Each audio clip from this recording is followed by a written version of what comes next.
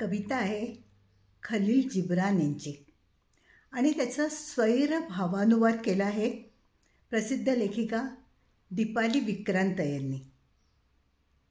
ऐकूया. तुमची मुलं ही तुमची मुलं नाहीत, जिवंत राहण्याच्या असोशीची लेकरं आहेत ती. तुमच्यातूनच उगवून आलेली, तुमच्याबरोबरच आहेत ती, पण तुमच्या मालकीची नाही आहेत, तुमच्या मालकीची नाहीत. प्रेम द्या त्यांना, खूप माया करा, पण तुमची विचारधारा ती नका देऊ त्यांना. त्यांची स्वतःची विचारधारा असतेच, ती त्यांची त्यांना शोधू द्या. त्यांच्या देहांना आश्रय नक्कीच देता तुम्ही, पण आत्म्यांना नाही. त्यांचे आत्मे तर उद्याच्या घराचे रहिवासी आहेत. तो उद्या ज्याला तुम्ही कधीच नाही भेटू शकणार, अगदी तुमच्या स्वप्नात सुद्धा नाही.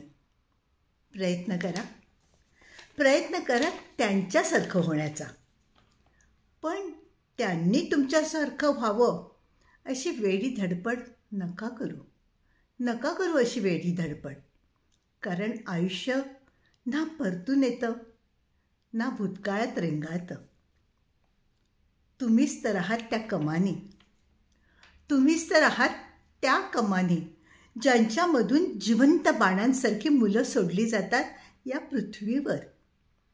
तो धनुर्धारी अनंताच्या मार्गावरची खूण पाहतो आणि त्याच्या सर्व शक्तीनिशी तुमची कमान अशी वाकवतो की त्याचे बाण चपळतेने दूर जाऊन पोचतील.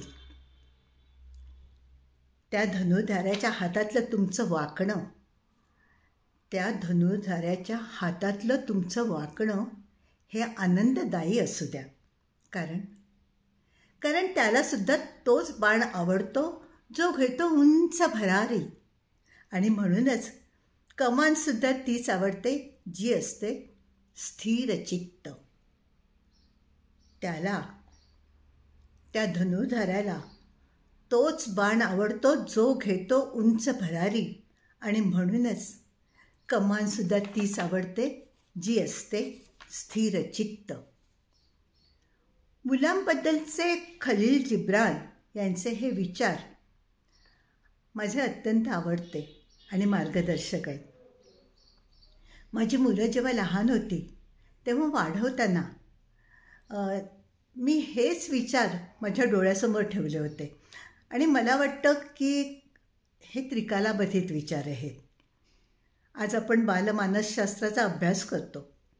मुलांबरोबरचे आपले बंध सुदृढ व्हावेत म्हणून प्रयत्न करतो. जिब्रानचा काल आहे 1883 ते 1931. केवढा जुना काळ आहे बघा. आणि त्या काळात त्यांनी केलेला हा प्रगल्भ विचार आजही जपून ठेवला जातो आहे. शाळांमधून ह्याची पोस्टर्स करून भिंतीवर लावली जातात, सतत डोळ्यासमोर ठेवली जातात. सजग पालकत्वासाठी अत्यंत उपयुक्त असे हे विचार आहेत. हे विचार कधीही शिळे होणार नाही आहेत. पालकांनी जरूर हे विचार लक्षात ठेवावेत आणि आपल्या मुलांना वाढवताना ह्याचं पालन करावं.